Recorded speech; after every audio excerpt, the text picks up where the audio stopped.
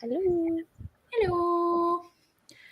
Welcome. Today we're going to be talking about Fury of the Gods.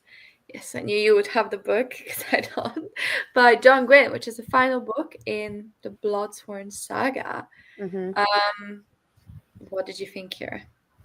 I still think the second book was the strongest in the Mhm. series. Um, this was good, but I feel like it's almost like the bell curve. Like like the first book was complete introduction. That was like eh. Then you had the second book where it was like, oh, all the stuff's happening, and then it was almost like a downward decline. I feel like from Mm, there, for the third book because it was trying to wrap everything up that was going on in the second. So fair enough. I feel differently because to me, I think this was almost the best one mhm, because I feel like I really enjoyed the first one when I read it for the first time. The second time I still liked it, but I wasn't as blown away. yeah, Second book, I was like, oh my god, like everything's taking so long. So it felt like all the pieces were being set in the second book versus in this book, everything's paying off and everything that we set up finally, like so much was happening and it was so kind of action packed, but not the same way the other ones where it's just like fight scene. This one felt a bit more versatile. So I actually really enjoyed it. I had a good time reading it. I listened to a lot of it on audiobook and then some on the ebook because I had a arc. But yeah, I really enjoyed it. I think I gave it 4 stars, which might be the highest I've rated the books. But let me double check. What about your star rating? I would say probably like a 4 star because mine for the second book was a little bit higher than that because I really enjoyed it. That makes sense. Oh, sorry. Yeah, I think I gave yeah 4. So I'm like, I feel quite good about it. I It's been like 2 weeks since I read it, but I feel like a lot happened and a lot of yeah threads paid off, and I really like. What was your favorite part? I guess. Um, it's actually towards the end. Um, Mm, but it was also kind of one of the more heartbreaking scenes too, okay. because it's I mean, I think we're doing spoilers, so yeah. So when Ivar and Bjor kind of come back together again for the last time, and it's like you real and he still really cares about her, but obviously nothing's going to happen there because betrayal. But I really liked that scene just because it kind of wrapped up that storyline. That was the storyline I was always kind of very interested in throughout. mm. Not that Bjor survived much long after that, you know.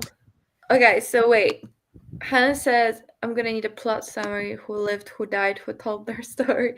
Should we go by characters? So maybe we can talk about Alvar and Bjor. Yeah, So briefly, Elvar, she ended up releasing all the tainted because she felt like that was the most.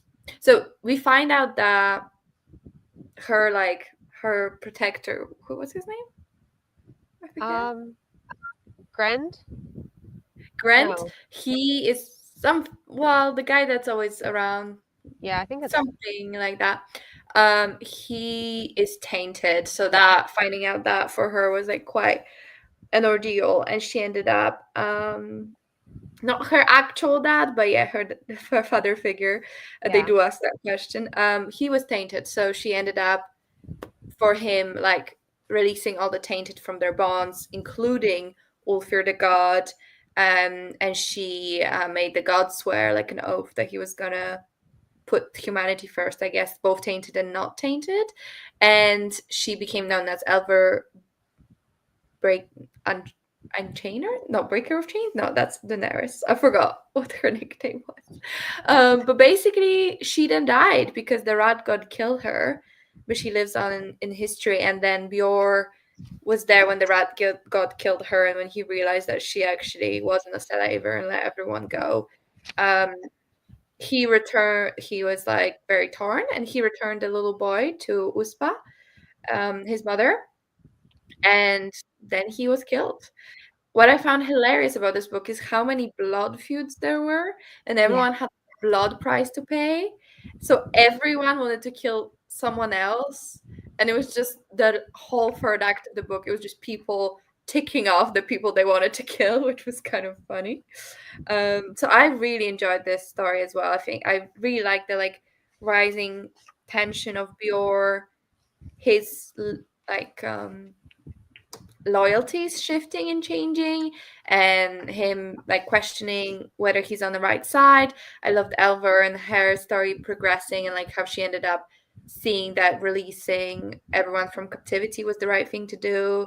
So yeah, I also really enjoyed that scene. And I think the scene when she went into the dungeon to talk to her father figure, and she was like, I'm gonna say that it was for all these right reasons, but the reason I let everyone out was because of you, because I love you and I don't want you to be like chained and stuff. So I really enjoyed her story. Actually, I feel like she came through such a journey on the 3 books. Yeah, she definitely did. And that was another thing too, is like she was one of my favorite points of view, because like, you know, she like went from being like this soft, like loving person to being like, you know what, I'm gonna do whatever the heck I want, and nobody's gonna question me, and I'm gonna be a good ruler. Yeah. No, I feel like she grew so much. It was Yeah. really, really cool to see. And Bjor, I kind of always liked Bjor. Like he in his head, it was totally justified, I think. Because it was a bit like, well, what am I gonna do work for my slavers? But then obviously, like once presented with a different point of view, like he didn't really want to kill her. So I like that. But yeah, it was quite a tragic end for both of them, which was very sad. Yeah. Someone I was surprised survived, and after book 2, because I was sure she died, was Orca. Turns out Orca is well and alive and kicking. She was captured, but she escaped. She's been reunited with her son, which I think was really beautiful. I kept being super scared the boy was gonna die, but he didn't. I did find it really funny how he was fighting with everyone, and he's like 10. But I really enjoyed that, and she ended up kind of rejoining the Bloodsworn, and they all settled kind of in her where her family home was, and she got in that way to be reunited with Farkle, and I thought that was really beautiful as well. Yeah. Yeah. No, I think her story was really good. I like how she, like everyone just hated her because she was killing all these people. I'm like, you killed her husband first. She wasn't seeking no beef with you. This is your fault, totally. And I thought it was funny, like when they captured her, like at the beginning, I was just like, they know how deadly she is, and yet they still left her alive. Like, why would you do that? Oh, but that scene where, well, they're obviously torturing her for information. She's not breaking a tiny little bit, and then they captured her Spurt, the creature, Yeah. and she breaks because of that, and she tells them like where Ulfir is. And they killed Spurt, and I was so sad, and I really loved how she kind of came to realize that he was part of their family, and like how much she loved him, and even though he was like not a person, but I felt like, oh man, this is really like touching to me. I like the death of like the animal companion can really hit harder than a person. So yeah, it was very sad. R.I.P. Spirit. Yeah, I was really upset with that scene. Me too. I really wanted him to live, but he was such a cutie pie. And I'm thinking, but like, sorry, go ahead. No, you go. I was just thinking, I'm just like, he can't be dead. Like he has to like regenerate or something. Like he can't be dead. There's like it can't happen. Oh, it was so sad. They were so loyal. It gets me every time. But yeah, it was really, really beautiful how she kept thinking about him and like respected him and stuff. So it was really cool. Like when an offer kills someone off, I always love it when there's like consequences and people think about it and they go through it, versus just like people dying for no reason. Yeah. Hannes asks, who killed Bjor? Do you remember who killed Bjor? I'm sure I could find it like in the last chapter that he was in. It wasn't it the guy whose sister or like lover got killed? He was from Bloodsworn? Maybe. I think it was him. Someone who had a blood feud. They all have blood feuds with each other.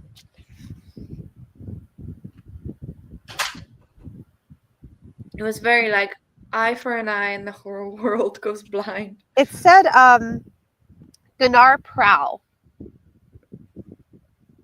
So was because Hanja Half Nose, or he had like a girlfriend and she was called something, and she died, and Yeah. then it was a revenge thing. I think so. Yeah, everyone had a blood feud. I feel like what's his face?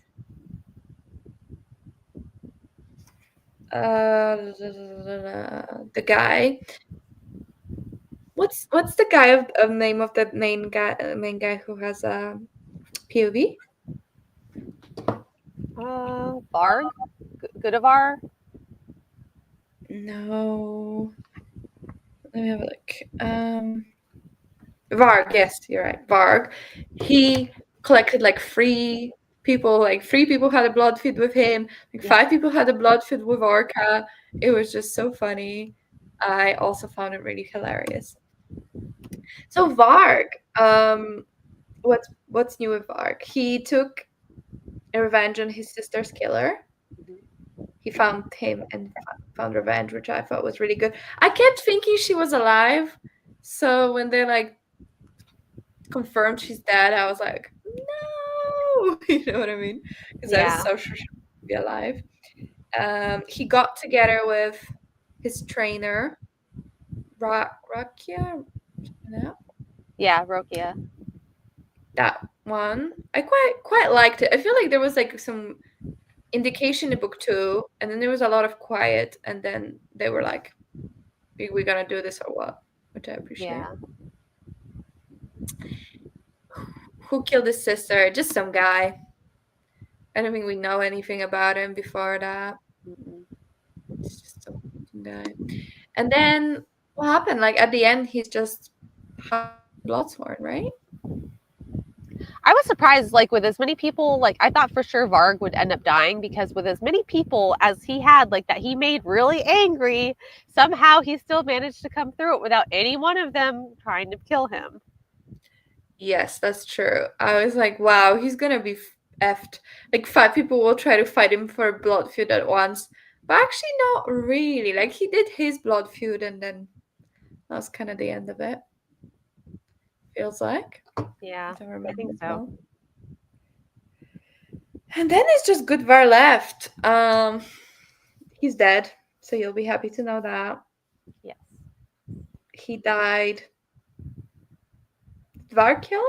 No, sorry, Liv killed him, Yes. which I found very satisfying, and I really liked how they had them fight twice, right? And the Yeah. first time he almost got an upper hand, and then people like Goodvar almost got an upper hand, and people called him out. But I love how he was like so dismissive over Liv, and then Liv showed him what he's made of, and when he killed him finally, I was like, oh, I'm so happy right now.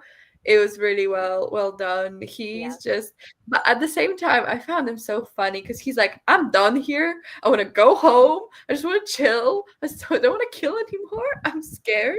And I was like, this is a very relatable like viewpoint. But when I well, I already didn't have much respect for him, but at least I respected that he has one person who he cares for, which is his aunt. But then he left his aunt on the battlefield to die. I was like, absolutely no respect left. Let's kill him. Yep. So yeah, that's the fate of everyone. I think now they killed the dragon god. They brought back Snaka, the creator, and killed him Yeah. almost immediately. The rat god is still running around. He kind of got lost. Yeah. He's out there And somewhere. yes. And Ulfr is alive, but he did this oath where he has to protect like humanity and it can't go against them. So the world's overall pretty good. Wait, so does the book end up the chains on the tainted being freed? Yes. Yeah, so it's not the last page of the book or anything, but they do free all the tainted, and because the Ulfr god like swore like the blood oath that will kill him if he doesn't like fulfill, he swore to protect both like tainted and non-tainted. I assume like I think all thralling will be over, but they didn't really explain, to be fair. non-tainted thralls. Period. They said what gods. Yeah, a little bit. Whoa, huge change of status quo. Yep. Yeah, I feel like the world really transformed, and I quite like that. I like that. I like that it was Elvar who like made Ulfar swell the oath, and that she included both tainted and non-tainted. Because I was thinking in my head, okay, now the tainted are thralled, so they're angry. But before that, I'm pretty sure the non-tainted were thralled, so they were angry. And it's just like this vicious circle. Versus this was like, nope, no one's gonna be thralled. Love it. Um, Oh, I would actually tune into a sequel series. There was a little bit of like, ooh, what's happening with the rat god? Like a little tease. But like, so the whole point of like them bringing back Snacka was because they wanted his heart to retain his power. But then a bird hauls it off, and we never hear anything about any of that after that. You're right. And I'm kept like, waiting for it to come back. I was like, where did the heart go? Like somebody ate it. Like, and then what happened to that person that ate it? Or that animal that ate it? Like, what happened? Maybe maybe this is left for like a sequel series, because you're so right. I kept waiting for the heart to come back, because it was like, if you have this heart and you eat the heart of the god, you become super super duper powerful. But I was like, where did it go? Like, she just gone. Yeah. It's crazy to me. Like, why would you just like take away the heart and like not have anything else? It's like they basically brought him back for nothing in this series. True. I feel like what I'd be interested in, if it was like, it's 100 years later or whatever, everyone we know died, the rat god was slinking off and like surviving as he does, and then this heart becomes like some kind of magical artifact that gets found or whatever, and it's like a big plot point. But I probably wouldn't want another series with like these exact characters, if that makes sense. Yeah. I loved Orca. He loves a magic item. Me too. Orca's such a boss. I was just so happy. I was like, I don't even care that she should have died, that they should have killed her because she's dangerous. You could find out about Ulfler from somewhere else. It was so dangerous, but I love that they kept her alive. And I'm so glad that Brekka didn't die. And her and Brekka were so adorable. Yeah. And that's, oh my god, it was so messed up. That scene where she nearly kills the guy who killed Farkle. Yeah. And she's like, Brekka, come here. Remember how this like snake taught its young to kill? I'm gonna teach you. Stop this man. And I was like, what is? I mean, I guess in this world it makes sense, but it just felt so jarring. It's like, this is a 10-year-old child. Leave him alone. Speaking of sequel series, what I would love to see personally is Orca like as an old woman still kicking ass, and then you have her grown-up son Brekka and Lif, who's like a little bit older, and they all kind of just hang out together still, and then some stuff goes down, and then they kind of have to get the old band back together. Ooh, I actually would like that. I would like a perspective from Lif, because I actually really liked Lif, and I wanted only good things for him. Yeah. I love that he was in love with the lesbian, and she was like, listen, hun, it's not gonna happen. However, there's this hot lady over there. Maybe you should try your luck because she likes you. And he was like, I was like, this is so funny. I love that. Ooh, do Brekka and Orca heal their relationship? Yeah, like there wasn't that much heal. Like he was super happy to see her.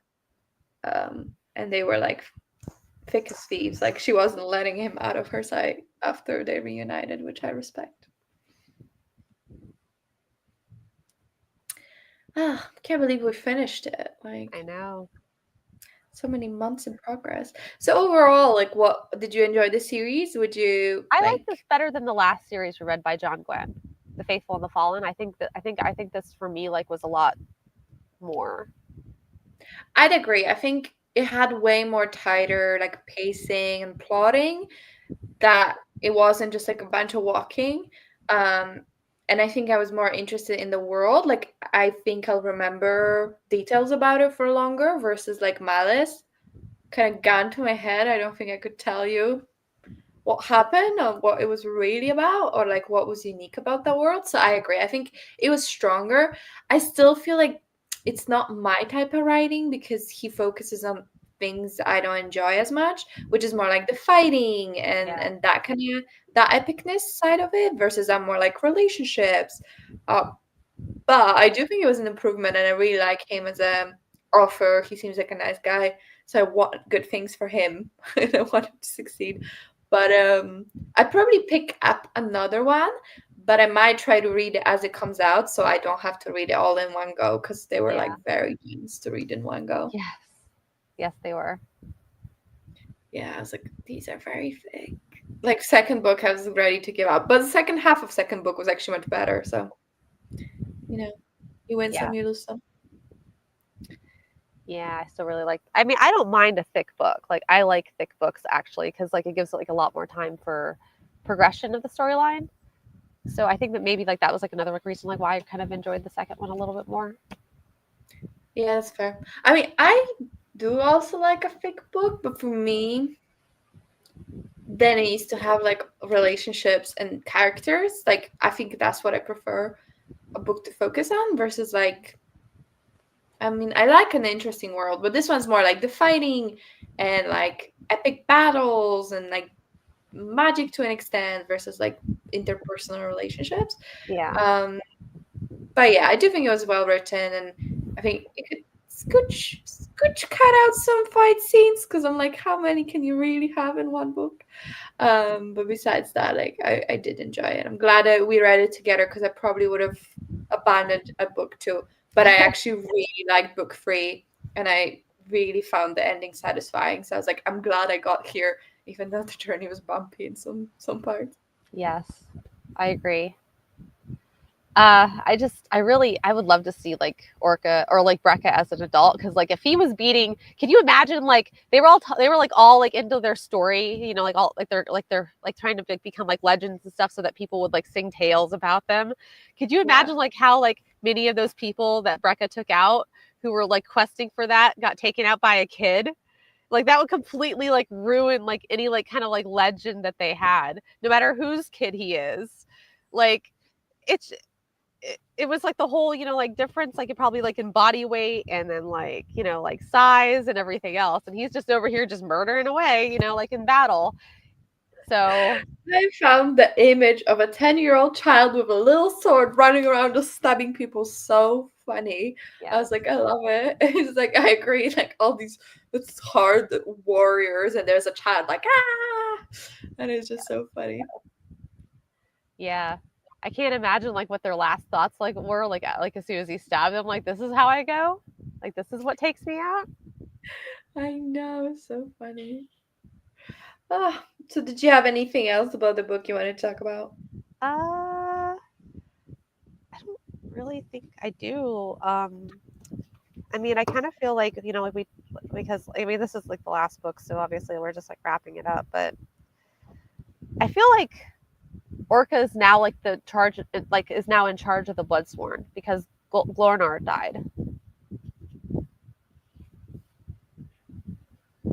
Hello. Yeah, that was really sad. I don't think she became the official chief. Yeah. Hey, can you hear me? Yep. It just froze for a second. I'm not sure she became the official chief. No worries. I don't think she became the official chief, but she definitely was like partially in charge, kind of thing. Yeah. And I really liked them being like, hey, we probably should find somewhere to settle because we won't be able to be like fighting till our old age. And that they chose like her house and stuff. I think that was really beautiful. And it was like nice that they acknowledged that she had to leave for a certain reason. And they tried to like mitigate that, I guess. Yeah. I like that too. It was sweet. Yeah. And I will say, I was saying that I love like more like interpersonal relationships and characters, and this doesn't have as much, but I do think that the characters really came to their own in this book. So probably why I liked it so much is like all the setup and all of their growth. It kind of like made sense, which I really enjoyed. Yeah. I agree. I think it was a good ending to a very good series. Yeah. Would we want to announce the next book then if we're done talking about this book? Yeah. Do you want to do the honors since it was your idea? I gotta get the name of it. Hold on.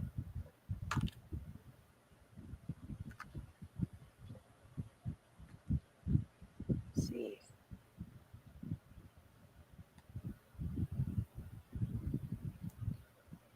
It's called The Space Between Worlds by Micaiah Johnson. Yee! It's a standalone science fiction book. Our first standalone. I'm just trying to pull it up. Yes.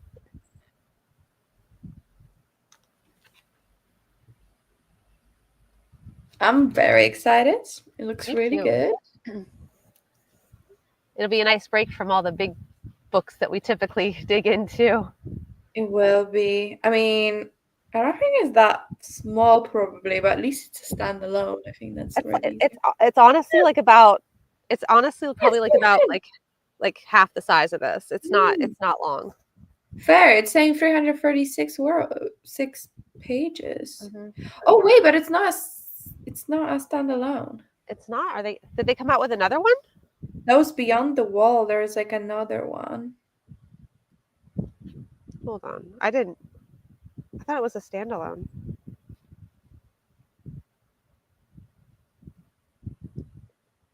It could be what, like interconnected standalones, you know what I mean? Yeah.